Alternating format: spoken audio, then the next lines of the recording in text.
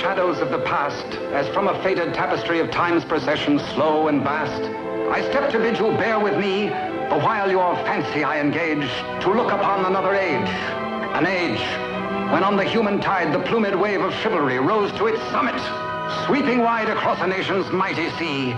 France never shone a brighter power than in this high, romantic hour. So come with me to France of old, to fiery days when hearts beat high, when blood was young and hate was bold, and sword crossed sword to do or die. For love and honor gloried then, and friendship reached its peak with men. Friends were friends in those brave days. Athos, Porthos, Aramis, aye, graved our hearts with a mystic phrase, bound our lives with a mystic tie. Come, stir your soul with our ringing call of all for one, and one for all. Come on, come on, come on!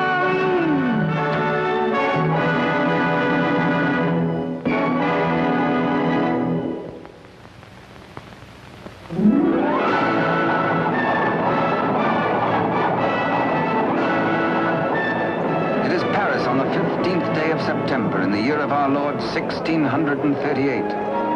Public excitement runs high. The populace enjoy a general holiday. Impatiently, they wait for the news of an heir to the throne of France.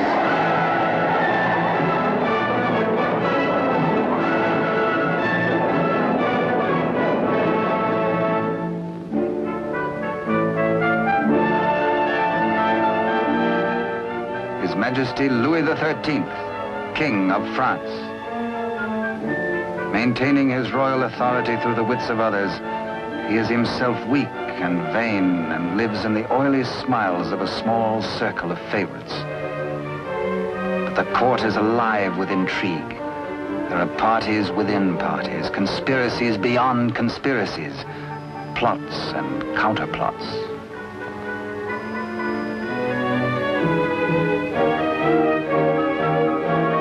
His Eminence, Monseigneur the Cardinal, Duc de Richelieu. He is the greatest statesman of the day and manipulates the strings which guide the king. His is the real power, subtle, cunning, and often ruthless. Still no one questions his devotion to the glorious kingdom of France.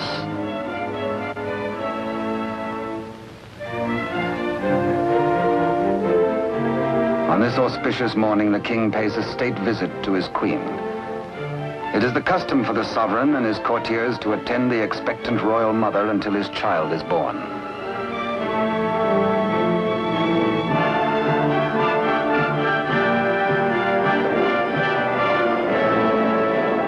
D'Artagnan, of the king's Musketeers.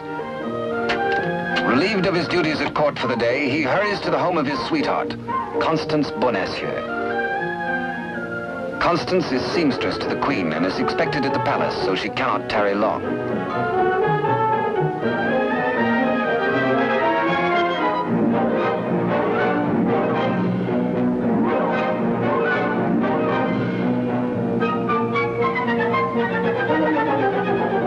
Even the most eager lover, by error, can sometimes kiss amiss, or miss a kiss.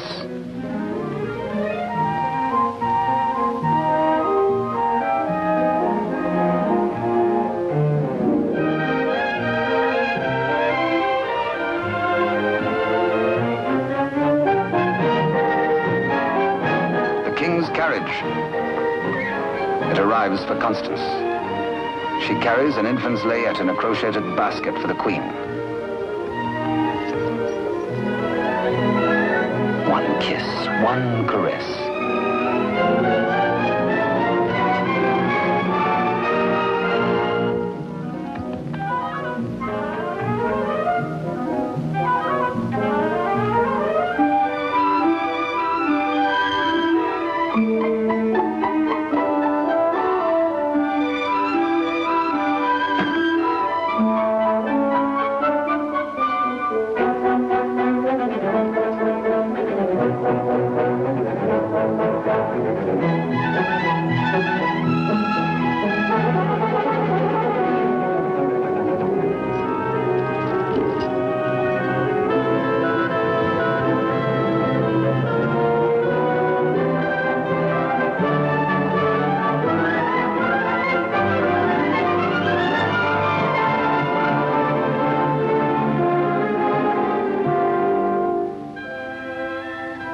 kiss truly is a delicate plant requiring privacy to grow into a tender blossom, the dream of all lovers.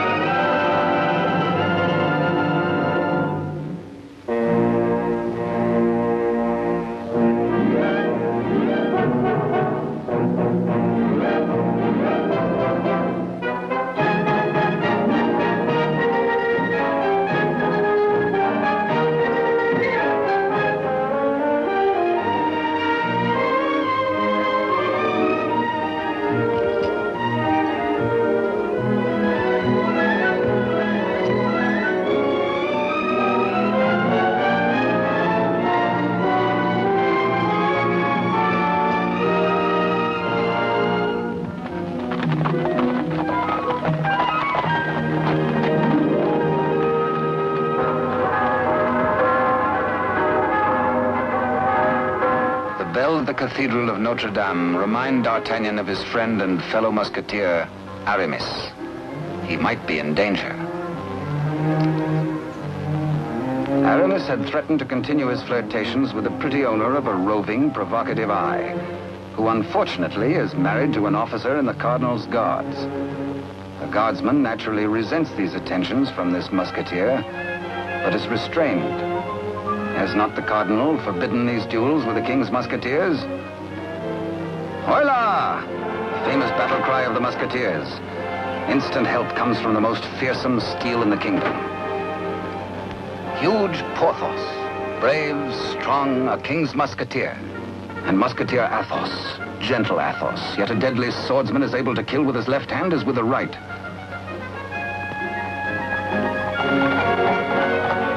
D'Artagnan! The battle is forming. The Cardinal's guards. This is no private fight then, eh? The Musketeers against the Cardinal's guard. It started before D'Artagnan was born. And what are the odds? 1, 2, 3, 4, 5, 6, 10 guards to 4, 5 to 2, 2.5 to 1? Too simple. Draw your skewer, Monsieur Half Guardsman. Let's measure half a point. On guard! Come, where's your challenge now? Where's your steel? What's your fear? The law? Does the Cardinal still ban a friendly fight with a musketeer or two?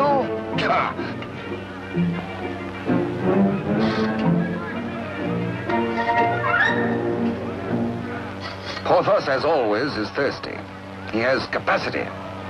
D'Artagnan, with his quicker eye, has a more bountiful drinking source.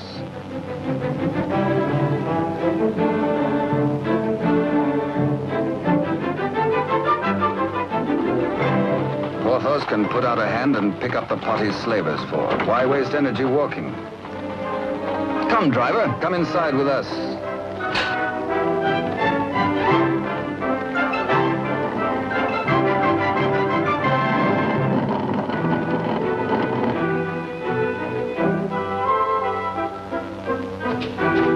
The old driver swears his wagon is damaged. His master will skin him. His horse is loose. He has a terrible wife. He has trouble. Everybody is mean to him. He has to be mean too. Ha ha! Now, take your temper out on me, good friend.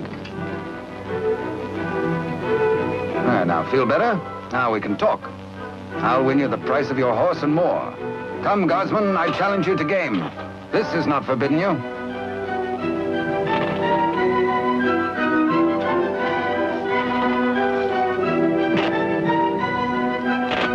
The dice are kind. Here's 20 times your price.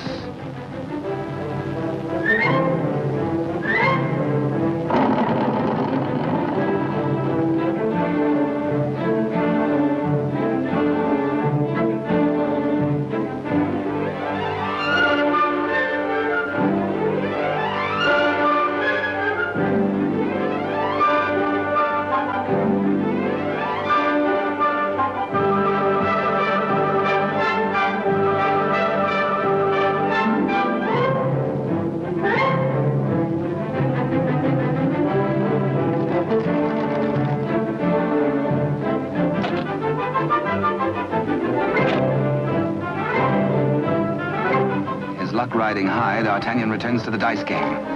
Laughing and playing a while longer, he wins hands down from a fat-headed guardsman while waiting for the late evening rendezvous with Constance. Porthos, too, has women on his mind.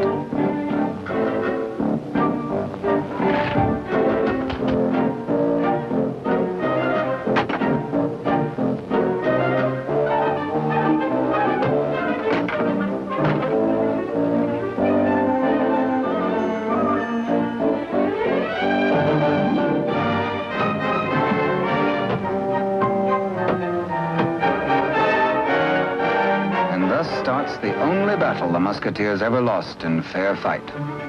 Of course, it has to be with a fair sex.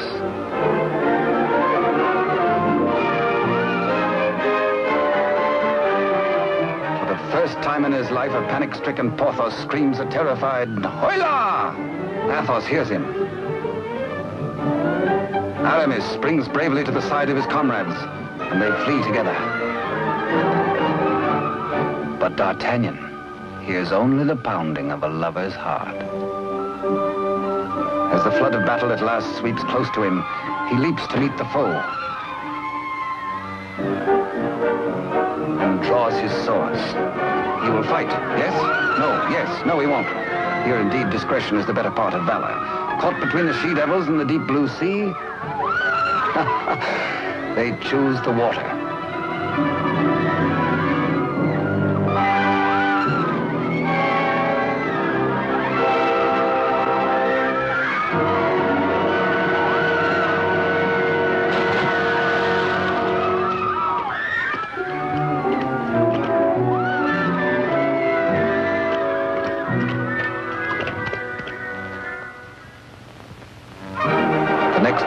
The city is in ferment. The pressure beyond the gates is so great that the people are admitted to the courtyard.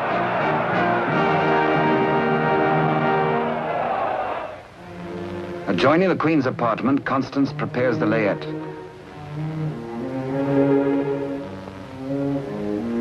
She is informed by Father Joseph, the Cardinal's trusted henchman, of the imminence of the royal birth.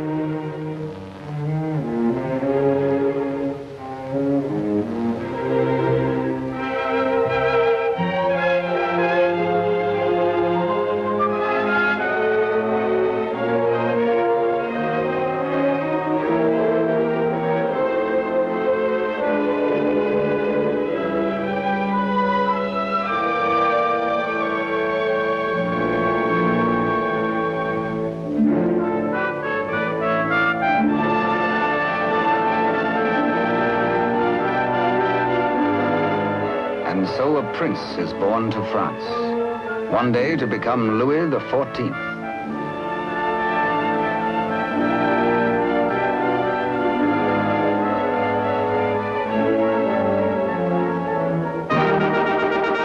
By ancient custom, his royal father presents him to the people.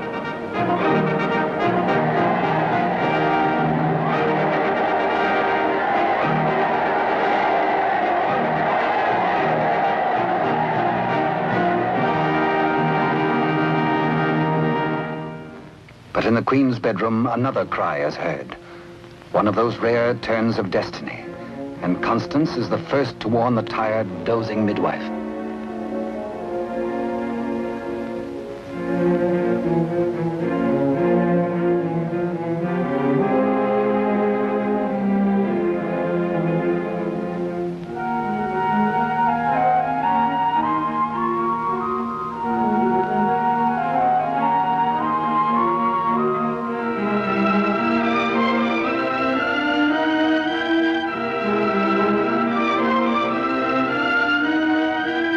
Father Joseph grasps the vast consequences of this extraordinary event.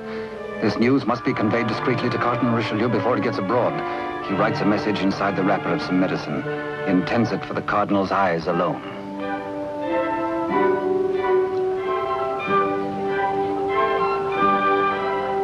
Your medicine, Your Eminence.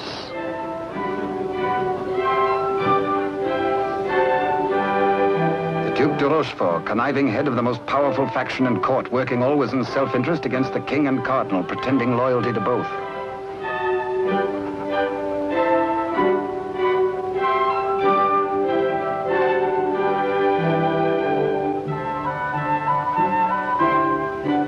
necessity for caution on the part of Father Joseph is indeed well-founded. De Rochefort, having many times seen messages thus taken to his eminence, becomes inquisitive. He resolves by a simple trick to learn the secret passed to the cardinal. A substitution of scraps of paper.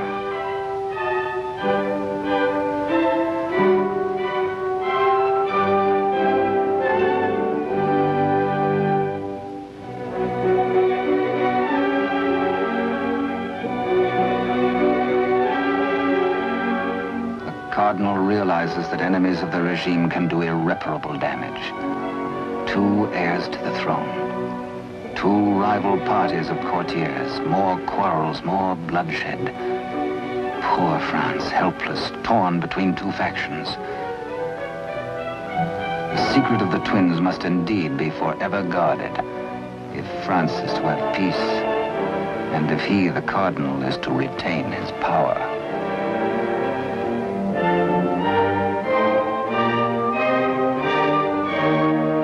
Pretender, this. A true prince. De Rochefort sees an opportunity. Father Joseph is instructed to prepare for a long voyage.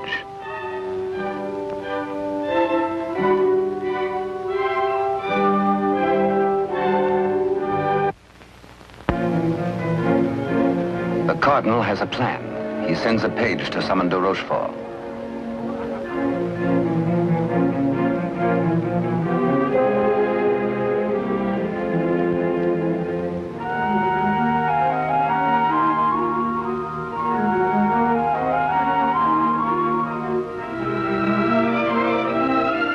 Aware that Constance shares possession of a great secret, one so sacred it might well spell the future of France, the cardinal charges her to keep her lips sealed.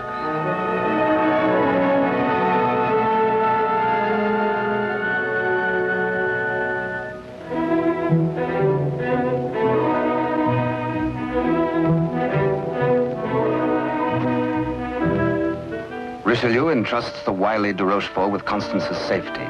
She must not be permitted to see anyone until further notice. The cardinal is not at liberty to tell his reasons, but de Rochefort is making his own plans.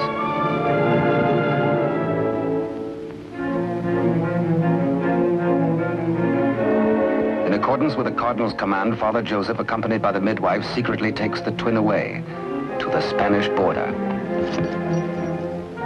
The child shall be raised as a commoner with no knowledge of his royal birth.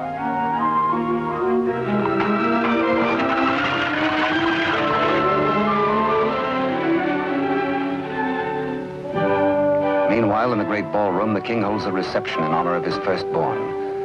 Had he known the cradle should have held 2 sons, he might have been less self-satisfied with the cardinal's congratulations.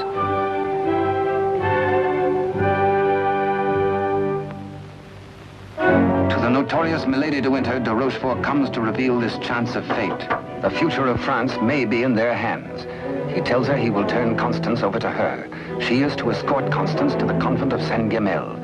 There, force her to tell the whole of the cardinal's secret and plans. He will play one against the other, cardinal against king, for his own ambition.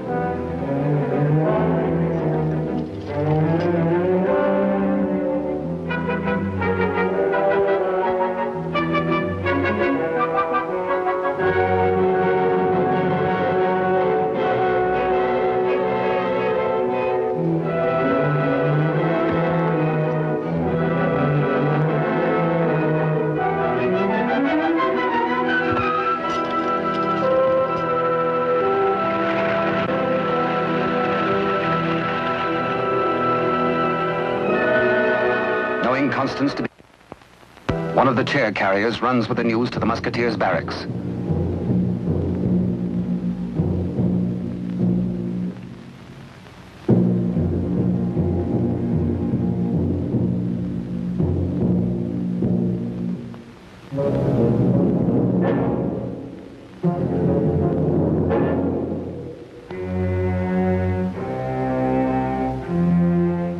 D'Artagnan, wake up! Constance taken by force, by de Rochefort.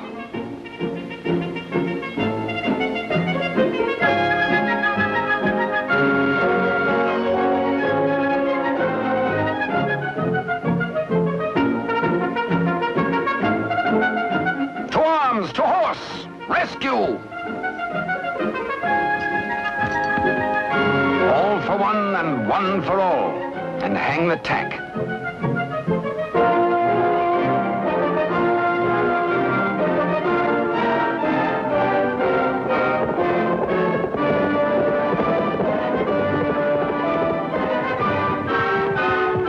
The wily cheat is in no mood to cross steel with this angry Gascon bent on justice.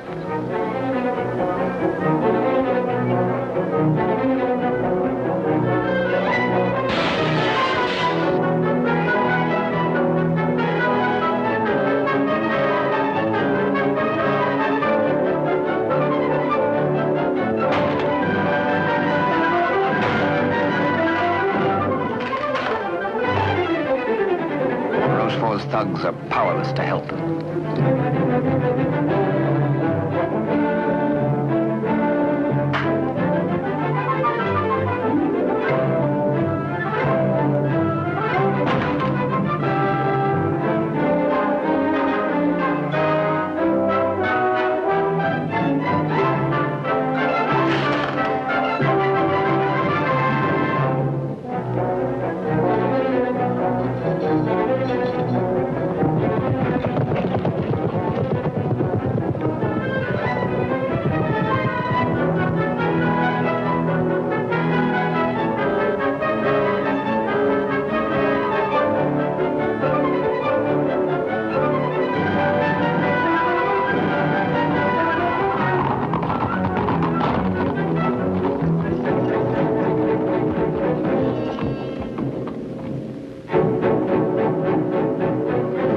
Rochefort is stubborn. He will not talk. He has to be persuaded.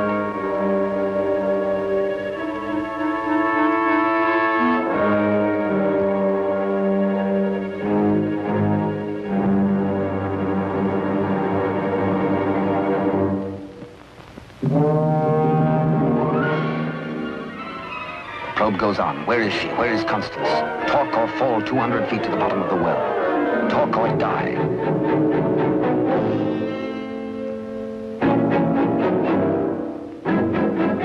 The Cardinal's guard look on, afraid to act. A strand at a time, steel cuts through hemp. 3 strands of it, and now but 2.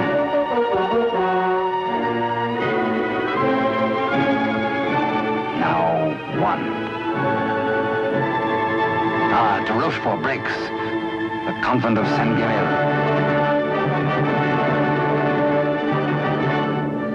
To the rescue!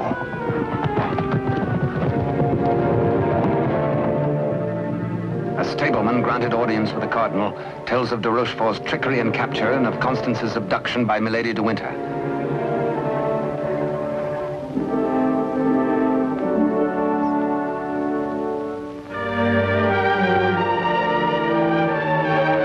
Richelieu and his escort reached the well to confront the Duke.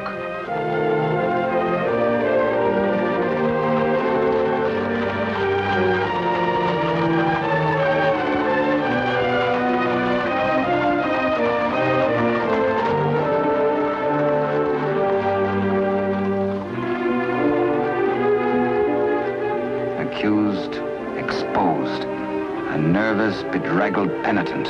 He confesses that he has indeed played traitor. His Eminence breaks de Rochefort, stripping him of his authority and titles, banished from both court and country forever.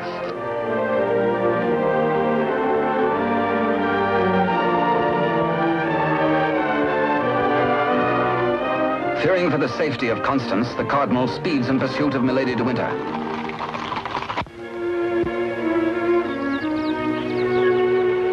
Before dawn the next morning, the convent of Saint-Guerel.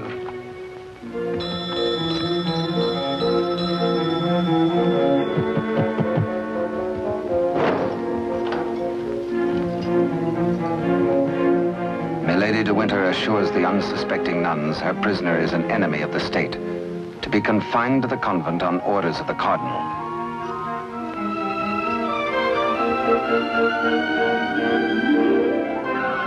The banished de Rochefort, smarting under his humiliations, lingers in Paris.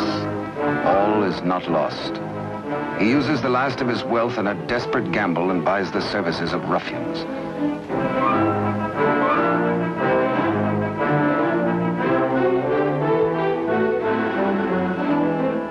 Pursue the cardinal and assassinate him. Next, find D'Artagnan and his 3 Musketeer friends and put them to the sword.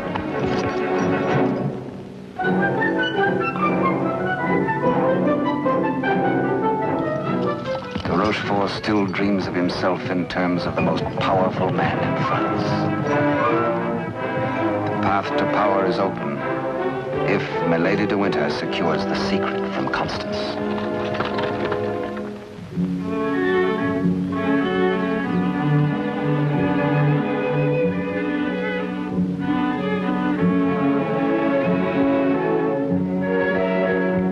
With sweet words and honeyed entreaties, the unscrupulous Milady de Winter seeks to cajole Constance into telling all she knows.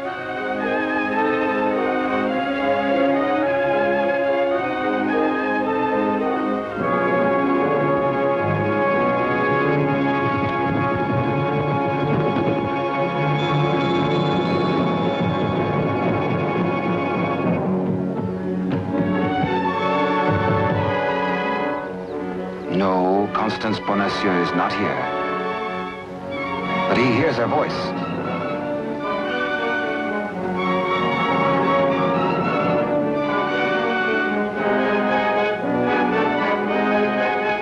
Hola!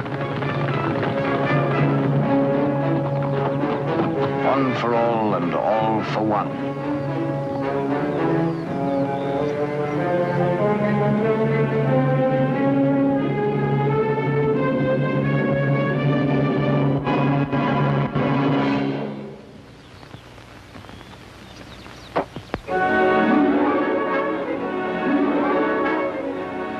Mark of the public criminal, burnt by a branding iron into her flesh, a sign to all.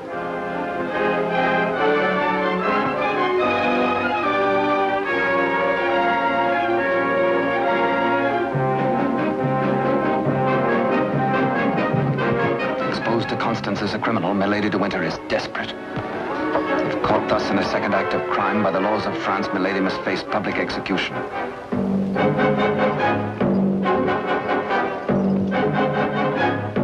Her life or that of Constance.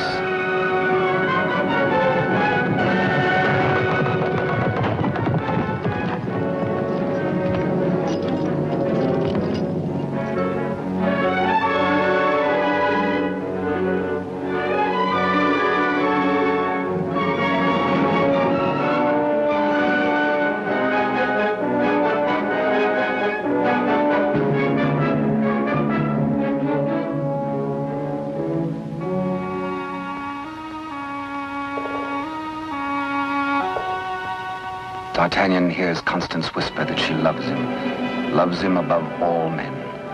And then she murmurs 3 words, the other one, the other one.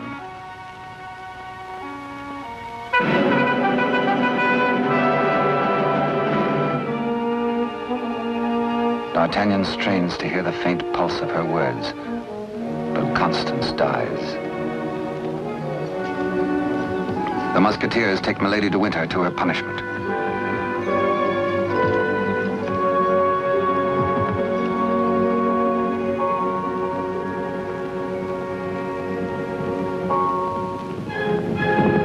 His Eminence the Cardinal has traveled through the night.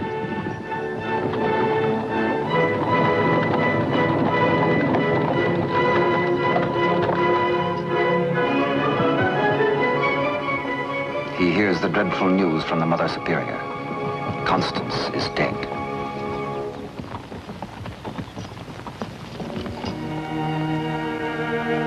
Faithful, loyal Constance.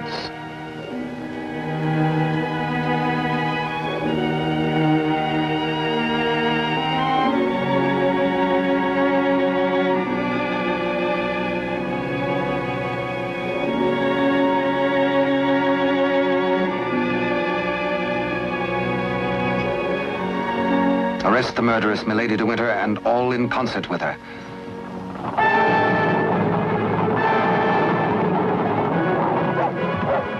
three Musketeers, Athos, Porthos, and Aramis, enraged, take the law into their own hands and deliver the murderers to the public executioner and order her death.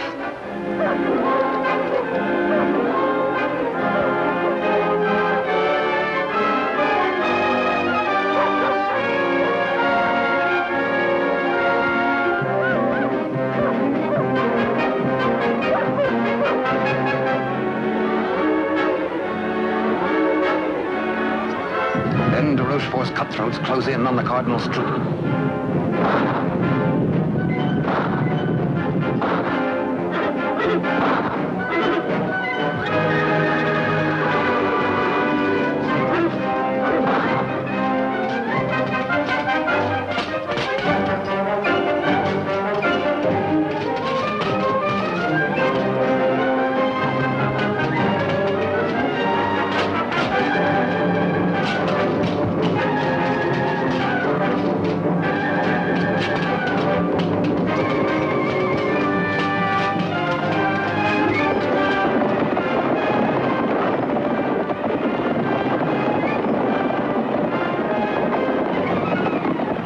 Some distance away, the Musketeers are captured by their deadliest rivals. The Cardinal's Guard formally arrest the Musketeers for continuing to take the law into their own hands. Disarmed, the Musketeers are set against the wall for execution.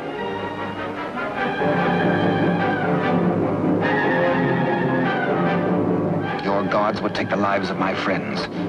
Single-handed, they shall have revenge. The Cardinal asks a moment to ponder. Constance dead. A murderess executed. Enough blood has been shed. Now this strife twixt Musketeer and Guard shall end.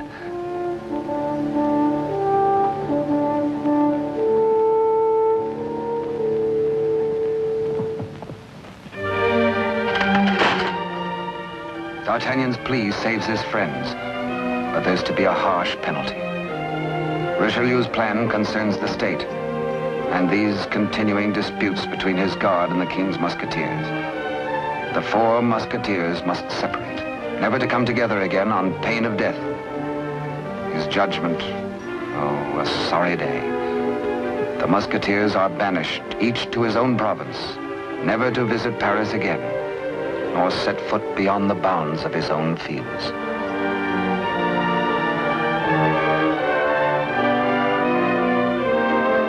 As for you, D'Artagnan, a splendid soldier, reliable, devoted too. You henceforth shall be bodyguard of the future king, beloved of France, the nation's one. At one fell swoop, all strife is done. The Musketeers prepare for their banishment. Godspeed, farewell.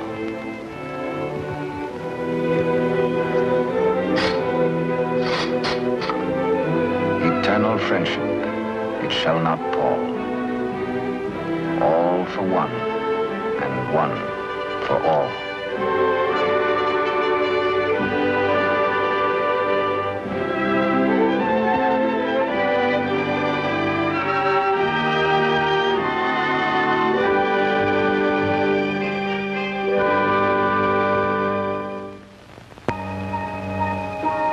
"5 years have passed.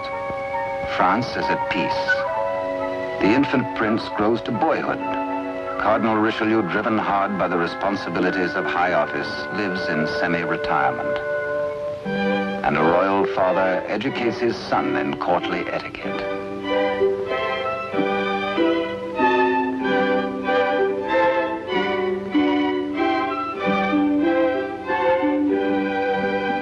In failing health, His Eminence lives in hourly expectation of death, troubled by word that the second twin bears an identical likeness to the heir.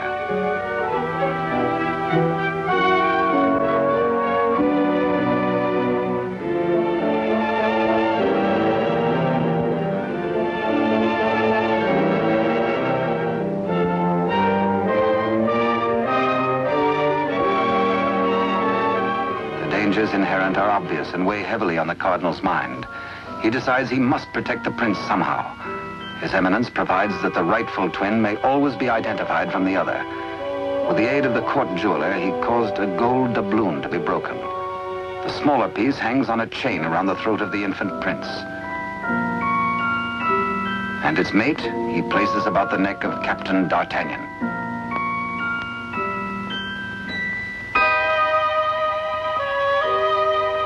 And so, by joining the pieces, the true heir to the throne of France and the prince's first guardian are known to one another for all time. He starts to say, I hold a secret, but the chill hand is upon him. The life spring ebbs, and the great voice is silenced.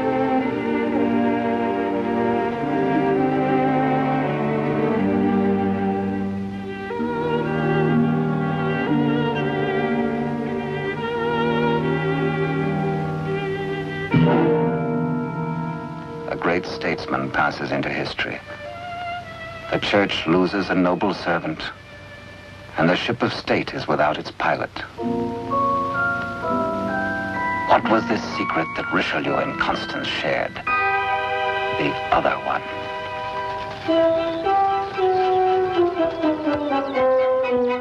Across the Spanish border, the prince's twin brother is reared by servants of the late cardinal. The banished de Rochefort, living nearby, holds the twin under his very eye. He bides his time. He has only to wait patiently for the proper day.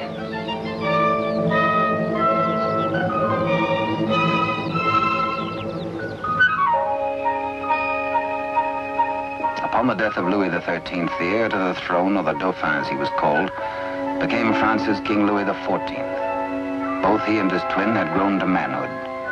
The brothers are alike as two peas in a pod.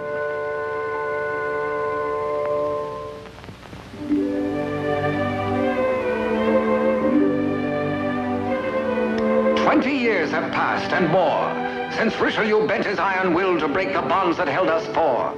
But Porthos, Athos, Aramis, I will ride once more. Once more we'll heed the clarion call of all for one and one for all.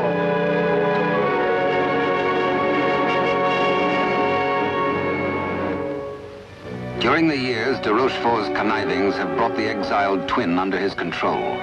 Secretly, they have returned to Paris. De Rochefort has lavished upon the usurper the trappings of royalty, teaching him to copy even the handwriting of his brother, the king. Yet the quality of the spirit so generous in the king is replaced in the brother by hatred and viciousness.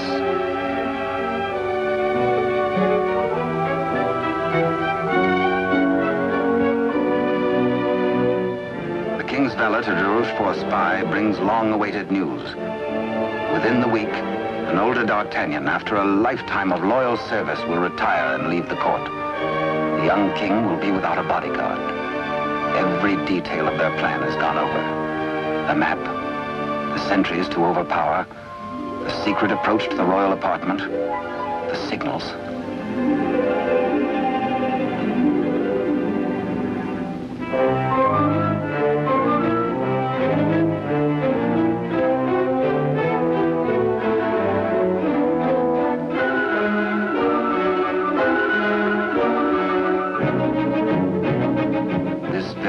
Rochefort tells the pretender, you will be His Majesty Louis XIV, King of France. Louis XIV, King of France, spends D'Artagnan's last day in fun and gaiety. The king has applied himself to an education in horsemanship, sportsmanship, and swordsmanship. No two men were ever closer, except they were father and son.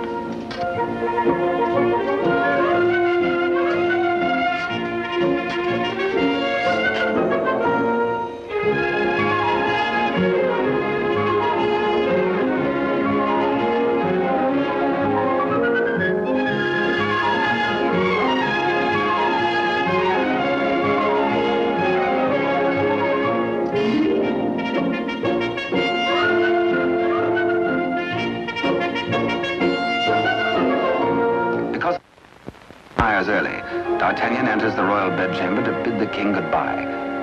Tonight he feels happy. His service is done. His king is secure. The state is safe. But by some odd premonition, the coins are matched on this final night of parting.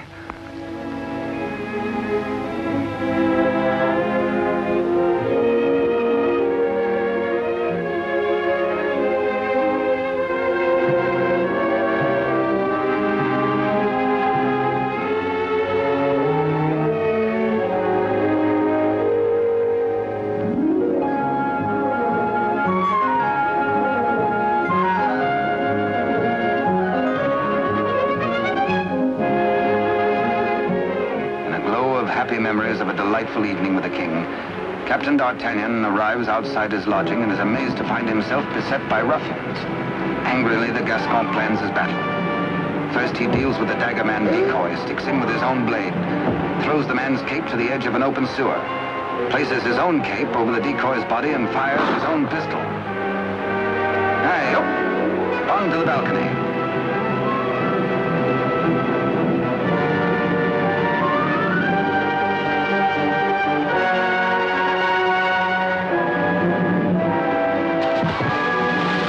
There, they believe, goes D'Artagnan.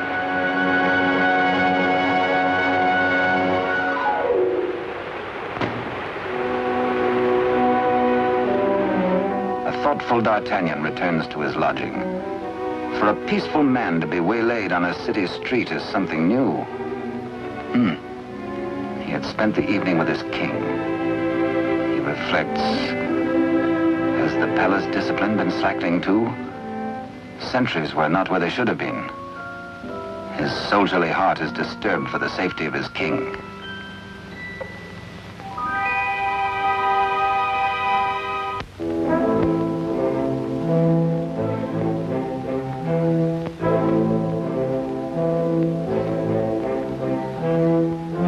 Rochefort's plan is working without a hitch. Sentries at the outer gate have been overpowered. Entry is forced into the inner quadrangle. The palace is entered through a servant's postern leading to long-forgotten cellars. Success. No sound, no word, no warning.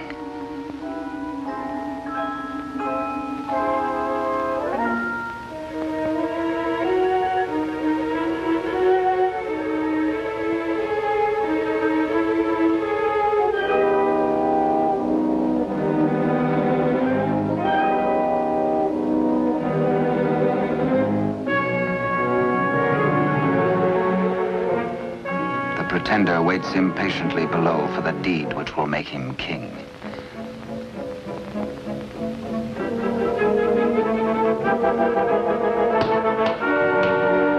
In the anteroom to the king's bedchamber, de Rochefort's maggot awaits his master's signal, ready for the final treachery.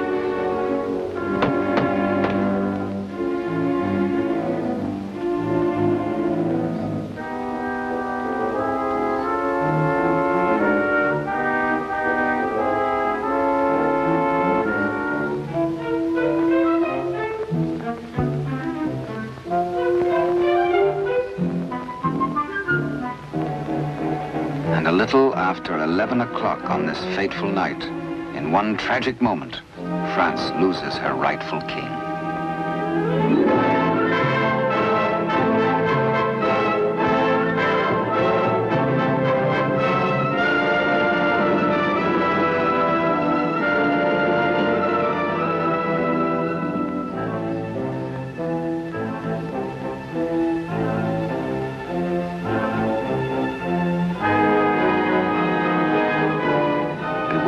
Uncertain if he dreams or not, King Louis XIV, surrounded by strangers, looks unbelievingly at a venomously mirrored likeness of himself. The usurper watches his royal brother with a lifetime of hate. De Rochefort's plans have been cleverly checked and double-checked. He means to hold the true king a prisoner as a threat over the head of the usurper should he rebel against his commands. At de Rochefort's order, his cohorts strip the king of his night attire and in exchange dress him in the usurper's clothes.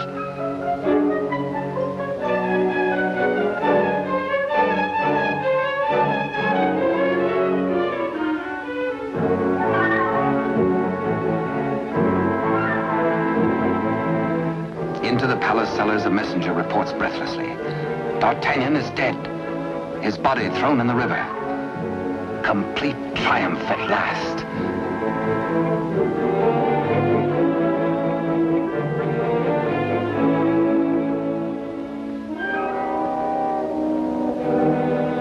An iron mask, an invention of the devil. An iron mask, a prison within a prison, is placed over the head of the rightful King Louis XIV and locked at the neck, his countenance concealed from all men.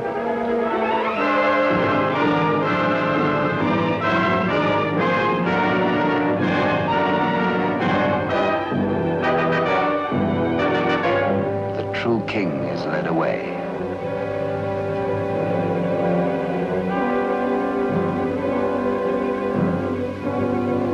In the quiet of the royal apartments, the true king's bed is occupied by the usurper. Trusted servitors have been spirited away. The twins' lackeys have replaced them.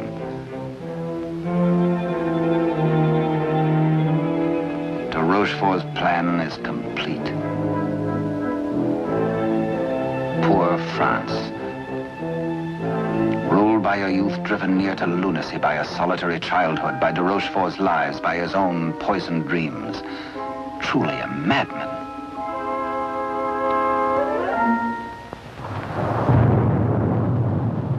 Suffering in human life is proportioned to human strength. When the young king, stupefied and crushed, found himself led a prisoner to a cell in the Chateau Sainte-Marguerite in the south of France, he fancied at first that death is like sleep and has its dreams. He believed himself to be a spectator, a palpable phantom of his own suffering, a torture the more terrible since it might be eternal. Eternal death. How can I have died? I am a king, yet not a king, enthroned upon a funereal couch. No, no, dear God, do not punish me who have done nothing. Why am I thus punished? Like a cloak, the chill of the dungeon falls upon his shoulders. So dwells the real Louis XIV in a living hell to remain thus the rest of his days.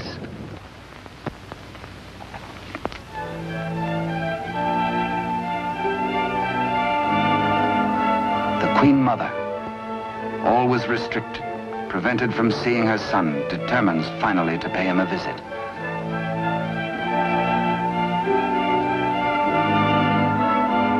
In place of the affectionate and courtly Louis XIV, to her horror she finds herself repulsed. Doubts, again doubts. What strange malady besets my son? She thinks again of the other one. De Rochefort hurries to the king's apartment, fearful that a mother's heart has sensed the truth. In pretense of humility, he asks the Queen Mother to leave. Affairs of state.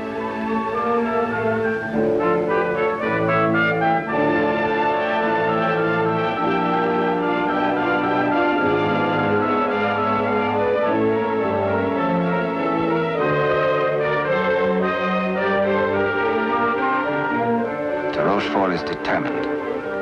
This shall not happen again, and whispers death.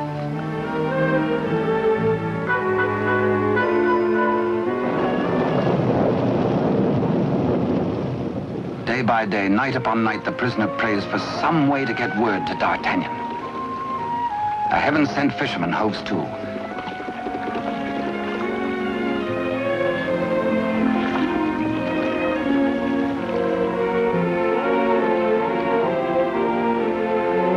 He finishes scratching a message into pewter, and as all good prayers must be, his prayer is answered.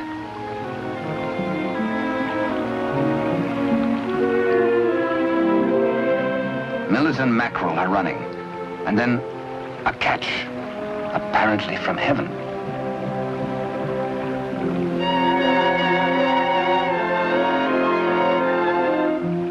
The fisherman reads the name of D'Artagnan, the idol of the nation. A written word, a beloved name, an urgent message. He, a patriot, needs no urging.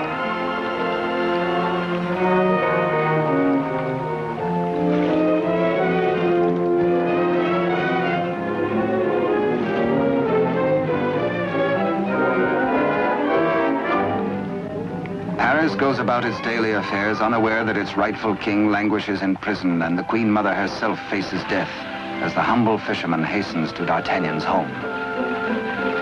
D'Artagnan stays on in Paris and to his hurt amazement continually finds himself barred from the court. Day by day, week by week, audience with the king has been refused him. The fisherman blurts his weird news. A story hard to believe. A lonely castle which D'Artagnan knows like the palm of his hand. A prisoner in an iron mask behind its bars. But the signature, An etching of a coin that fits his own exactly.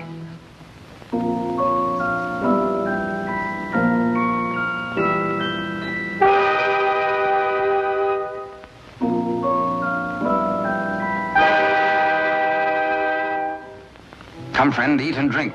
There is business at last for me at the palace.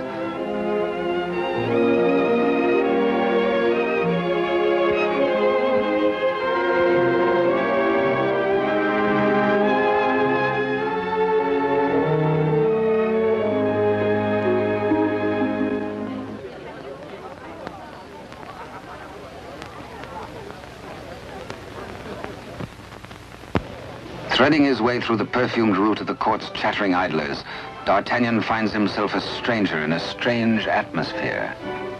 And there is reason, he thinks, for this curious tension. To Rochefort and the king. This cannot be the boy I helped nurture into manhood. This is not the face of my king. Those are not his hands that risked neither parried steel nor engaged a point. What's been happening at court? To Rochefort's back in favor, a disgraced exile once more sporting about the throne room in the king's presence? D'Artagnan is amazed and shocked. But a further shock is in store. A chain and coin is passed to de Rochefort. If he can believe his eyes, in all the years he served the king, they never left his royal person.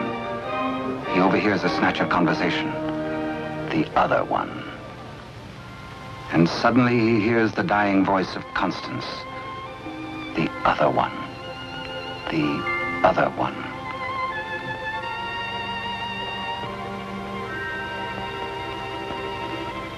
What did she mean? A message signed by the royal coin. A king, not a king. And a court alive with known traitors. D'Artagnan smells a rat. But a rat has seen him and gives warning. The palace guards are alerted, and all exits barred.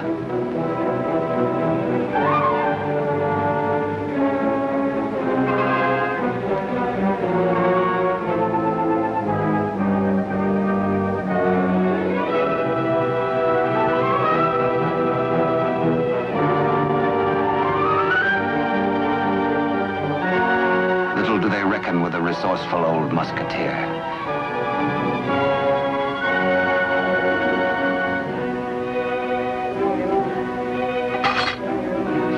D'Artagnan orders a king's loyal troop to be hurried to meet him at the Chateau Sainte-Marguerite.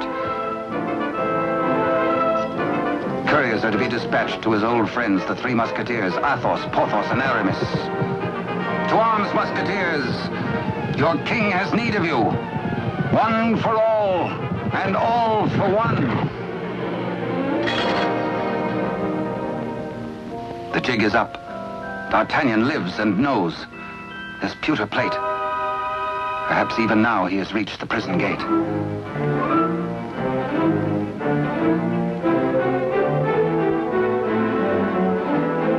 De Rochefort cannot believe his future lies in a common plate.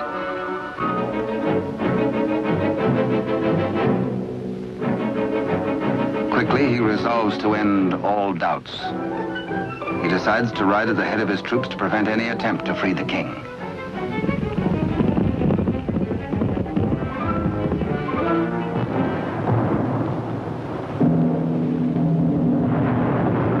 The puzzled D'Artagnan has reached the Chateau Sainte-Marguerite, certain that his comrades will join him. Under cover of the raging storm, he rose to the grotto beneath the castle. Many a time as a young officer, he had patrolled this grotto passage. It led, he knew, to the arsenal. Beyond that, the armory. Then the main hall and staircase to the tower itself. Up there is the man in the iron mask, the writer of the message.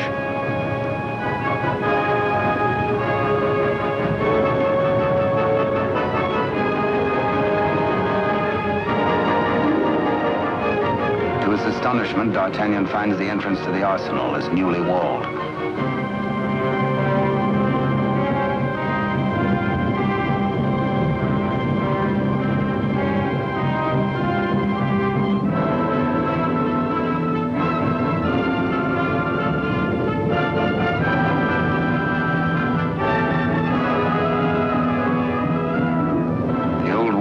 prepared to hazard it alone if necessary.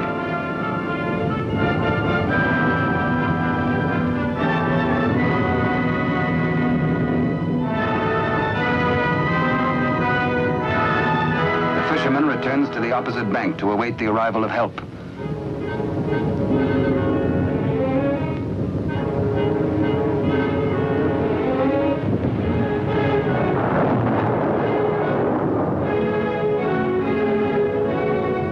Athos, a few years older, a little more grizzled, the same brave companion as of old, ready and willing for any gambit.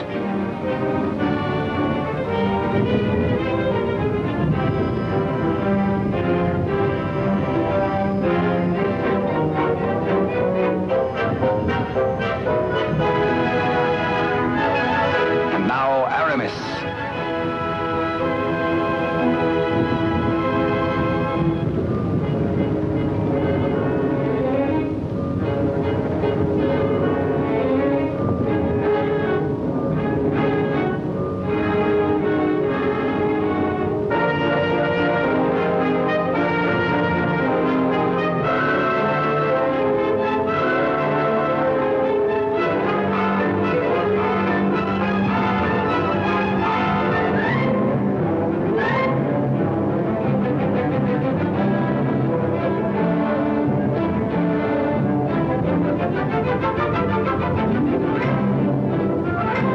Now two of the valiant comrades have arrived. No time to wait for old Porthos, no time for explanations. There's a job to be done. Forward!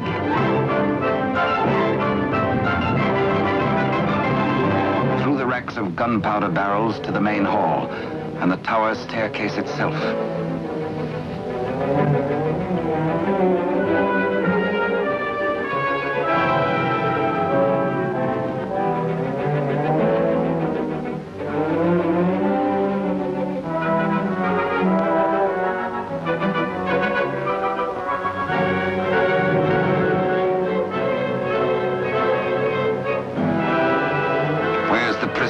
Before your gullet tastes this edge, you bloated villain.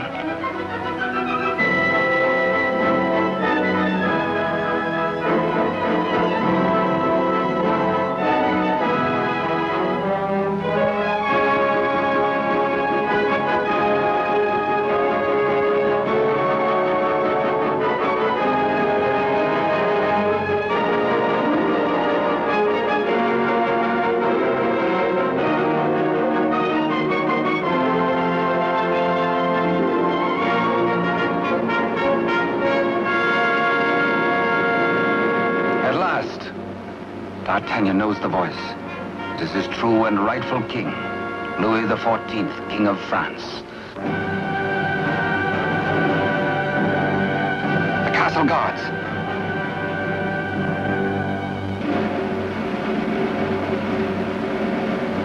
The challenge is met. Hola! The Musketeers fight together again.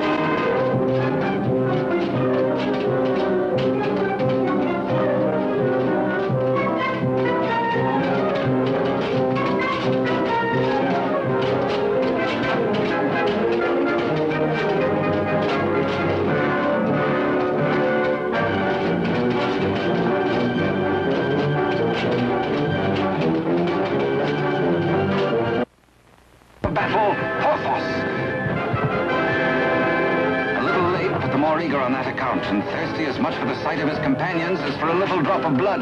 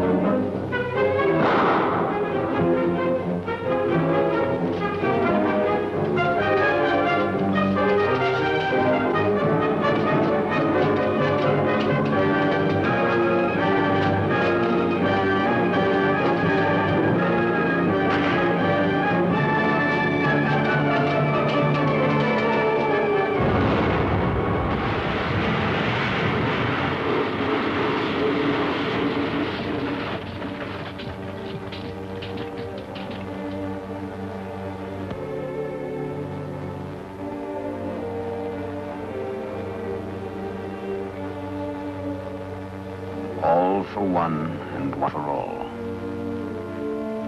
Be certain, cherished friends, that I shall wait for you. What good times we had together, eh?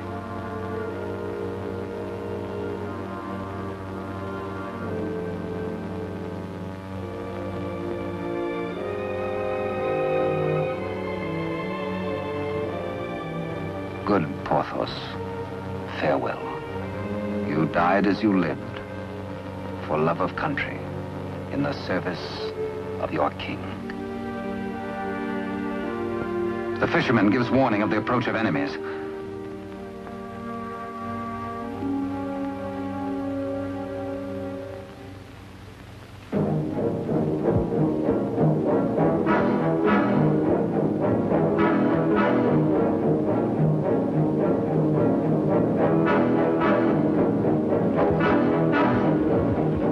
The Musketeers surround the king and gallop off to Paris.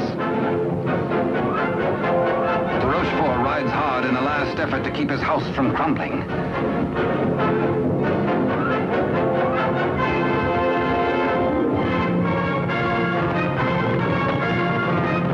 The odds are 10 to 1.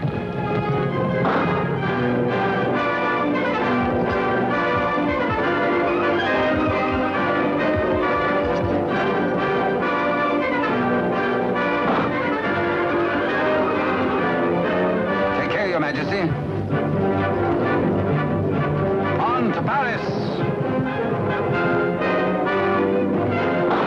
Farewell, gallant Aramis. A traitor's bullet struck you down. Meanwhile, Athos crosses swords with de Rochefort.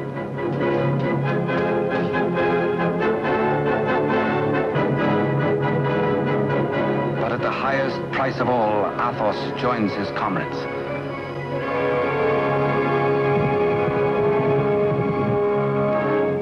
Without knowing his own peril, the half-wit, half-king entertains his royal mother at a palace luncheon.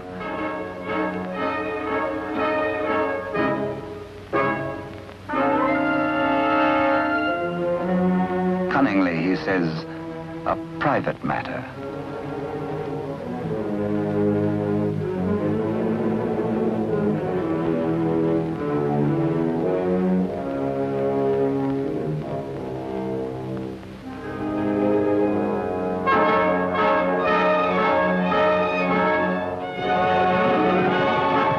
Troops from the palace, friends or foe?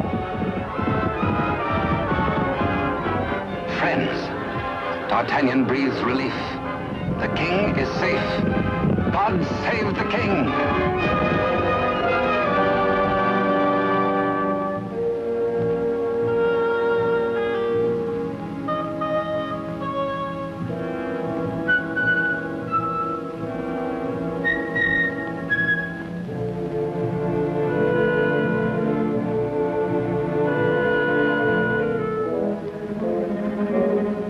The Queen Mother suspects this attempt on her life.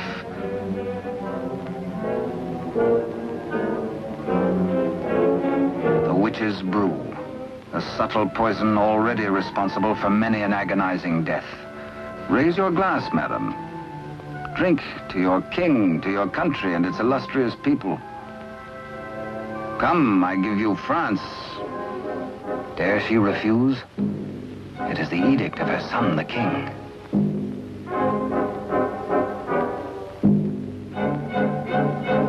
The toast, but a warning cry.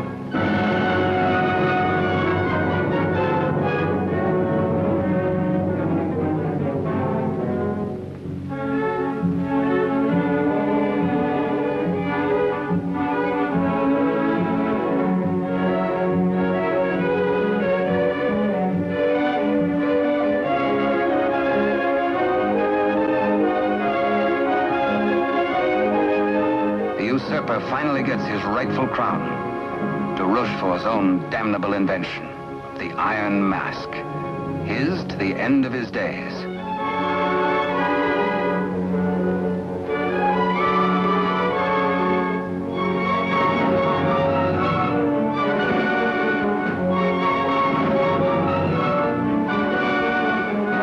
As D'Artagnan pours away the poisoned wine, the usurper takes swift, bitter revenge.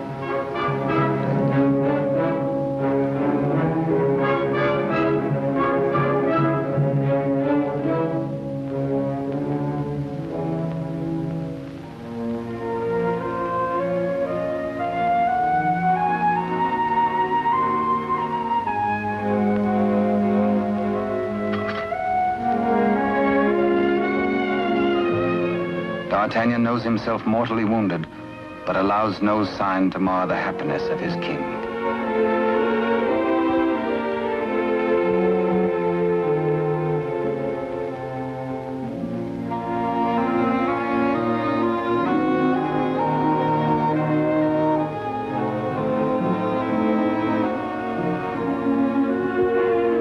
Blood, the weapon of the murderer, with crimson evidence on the blade.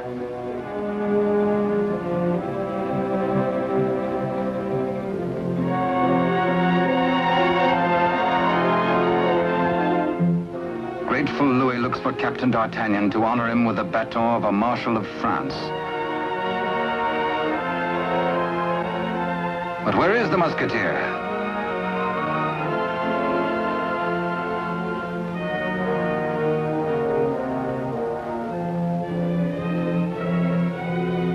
The court resounds with the king's commands and his cry to find his friend and mentor. What a man may think when he knows of the approach of death is secret between himself and his maker. Perhaps the gallant Musketeer thinks most of his lost love, Constance, and of all the tender, lonely years kept warm by her memory. He dies in hope of faith that she might welcome him, that once again they might be one. How can they die, these bright ones? How may such energy, once released, be prisoned by earth or stone or grave? We die as we lived, say they, with life. And with life, how can there be death? Only remember us. Only open a little book and we shall always be with you. To ride a fine horse or to cross a sharp blade or carouse with a barrel or dally with a maid. Come one, come all.